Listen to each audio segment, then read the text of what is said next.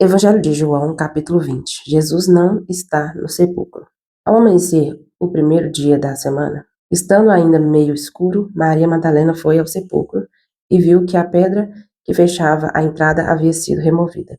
Então saiu correndo em busca de Simão Pedro e do outro discípulo, a quem Jesus amava, e disse-lhes: Eles tiraram o Senhor do sepulcro, e não sabemos onde o colocaram. Imediatamente Pedro saiu em direção ao sepulcro, acompanhado pelo outro discípulo. Ambos corriam juntos.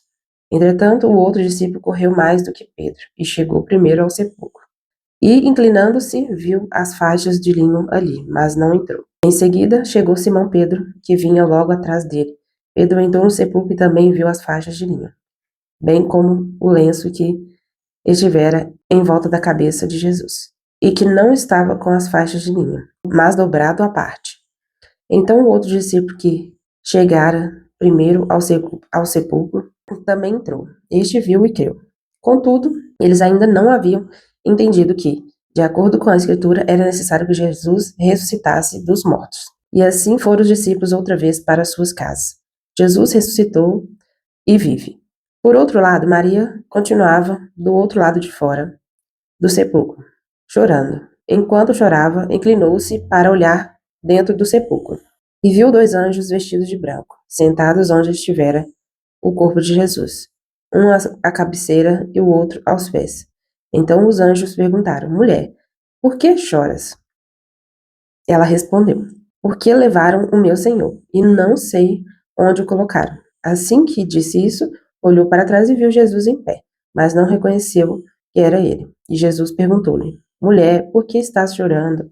A quem procuras? Maria, imaginando que fosse o jardineiro, rogou-lhe: Se tu o tiraste daqui, dize-me onde o colocaste, e eu o levarei. Então Jesus a chamou Miriam.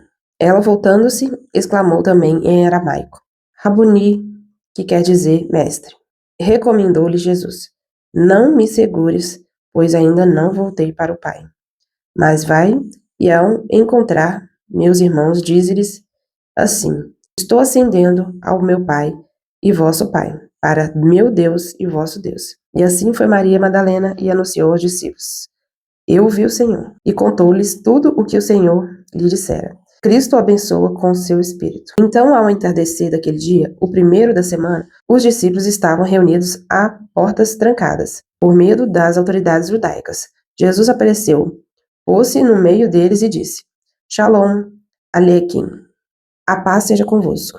Enquanto falava aos discípulos, mostrou-lhes as mãos e o lado. Então os discípulos ficaram muito alegres ao verem o Senhor. E Jesus lhes disse, mais uma vez: A paz seja convosco. Assim como o Pai me enviou, eu também vos envio.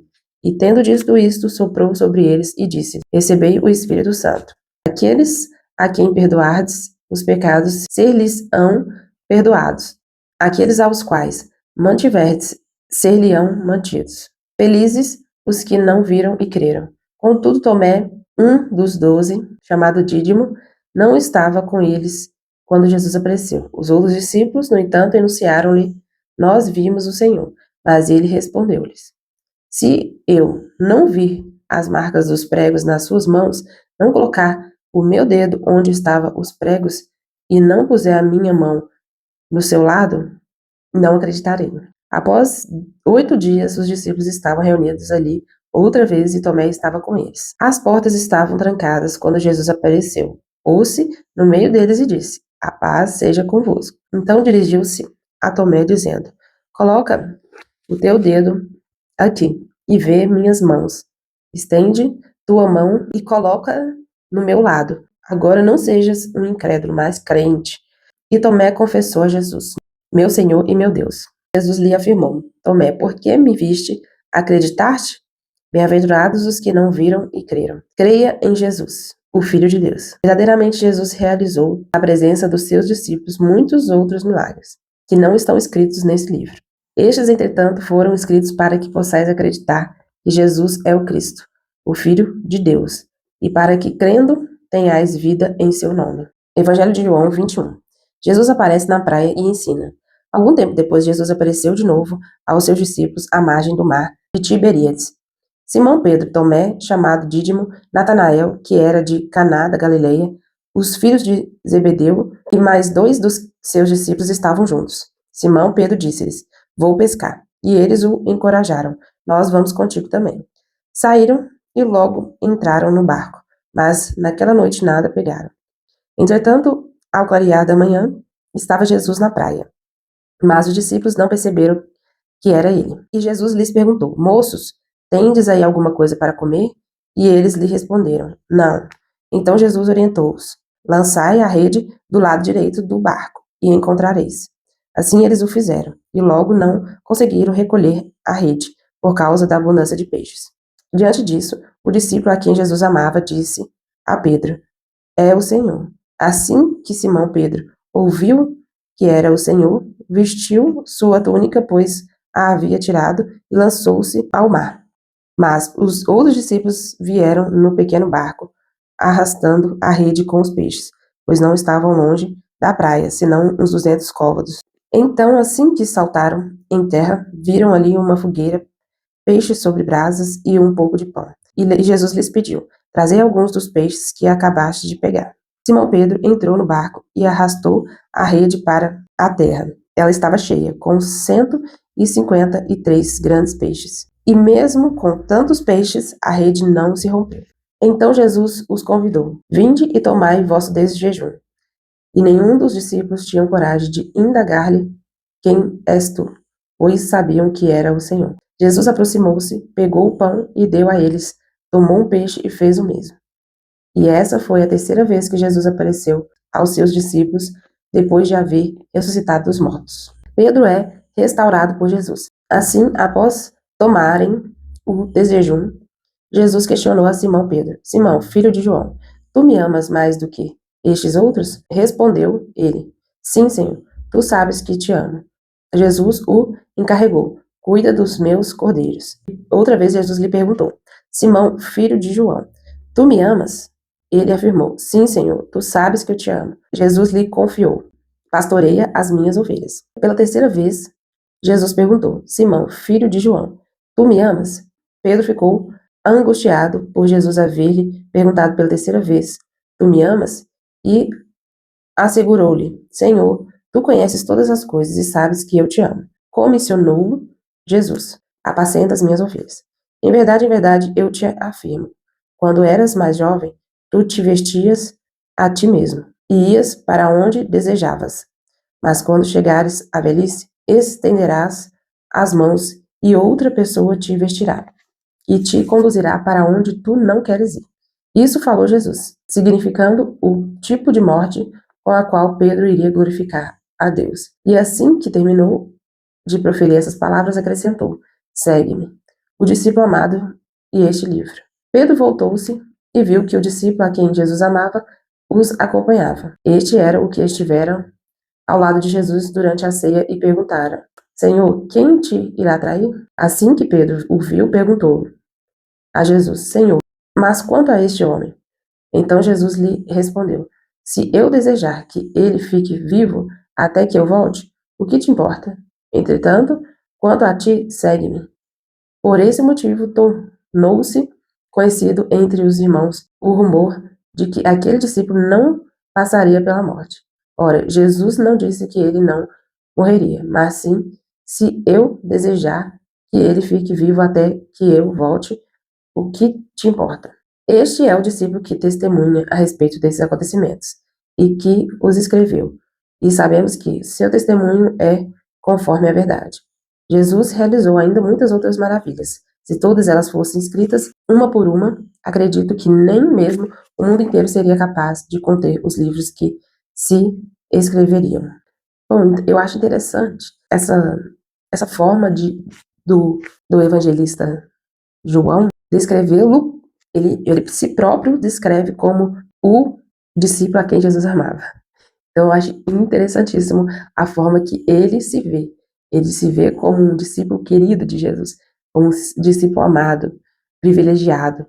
E esse amor dele, não podemos dizer que é certo, mas esse amor tão sincero e íntimo dele por Jesus pode ter resultado na sua morte tranquila, né? Ele morreu de velhice e não como os outros discípulos que morreram decapitados e de várias outras formas ruins, morreram por Cristo, mas João não. João teve o privilégio de escrever o livro de Apocalipse e morrer de velhice. Então eu acredito, assim, na minha cabeça, não estou falando que isso é uma verdade absoluta, mas no meu entendimento, pessoas íntimas, elas são privilegiadas de uma forma diferente. Não é que Jesus ama mais um do que o outro, não que Jesus não vai abençoar a vida de uma pessoa, não tem uma intimidade profunda com ele. Não é sobre isso, porque ele abençoa sim. Mas eu creio profundamente, isso eu falo por experiência própria, que pessoas que têm intimidade profunda com Cristo, elas vivem nessa terra, não na eternidade, nessa terra ainda elas vivem de privilégios, de bênçãos maravilhosas que o Senhor tem para a vida delas. Não é que nós tenhamos que esperar só coisas boas e que o crente não sofre, não é sobre isso. Mas eu creio profundamente que pessoas íntimas de Cristo, elas têm algo diferente nessa terra, de bênçãos, de privilégios, como João. Ele teve privilégio de passar por todas essas coisas e ainda escrever Apocalipse, ter revelações profundas em Apocalipse e depois ainda morrer de velhice. Então ele é privilegiado. E não é à toa, porque ele é o discípulo amado. Então eu acredito sim, que pessoas íntimas são privilegiadas. Eu te aconselho a ser íntimo do Senhor. Se você não é até hoje, procure ser íntimo do Senhor, porque os íntimos, eles têm privilégios com o Senhor. Vamos orar então? Senhor Deus querido e santo, nós te agradecemos pela tua palavra, nós te agradecemos por tudo que o Senhor tem nos ensinado, nós te agradecemos por cada detalhe, pela riqueza das tuas palavras, Deus, pelo cuidado que o Senhor tinha com os discípulos, com aqueles que o Senhor tinha como seus, o Senhor tinha um cuidado, o Senhor teve uma misericórdia tão grande que depois da morte ainda veio várias vezes visitá-los. Então o Senhor é maravilhoso, o Senhor é um Deus que se importa, um Deus que cuida mesmo, não é um Deus que faz as coisas e deixa para lá e ou faz as coisas de forma desleixada, não, mas o Senhor faz de forma amorosa, de forma cuidadosa, e é lindo ver a forma que o Senhor nos trata. É lindo ver a forma que o Senhor trata aqueles que são íntimos, aqueles que são fiéis a Ti. Nós pedimos que o Senhor nos leve a uma intimidade profunda com o Senhor, não pensando em privilégios ou bênçãos, mas para que nós tenhamos o principal privilégio, que é a Tua presença. A Tua presença é a melhor parte, Deus.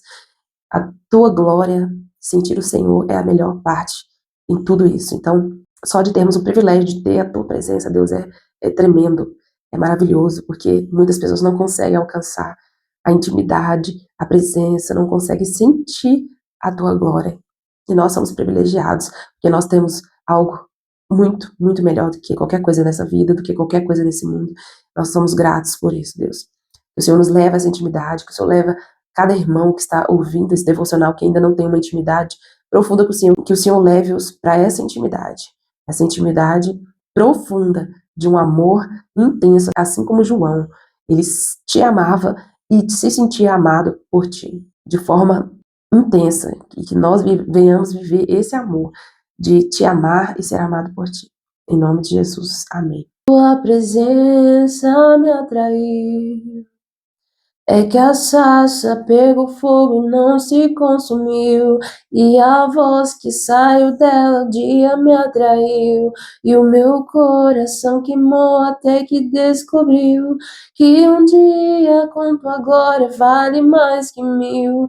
É que a sarça pegou fogo e não se consumiu, e a voz que saiu dela um dia me atraiu, e o meu coração queimou até que descobriu que um dia com tua glória, um dia com tua glória vale mais que mil. Vale mais que mil. Vale mais que mil.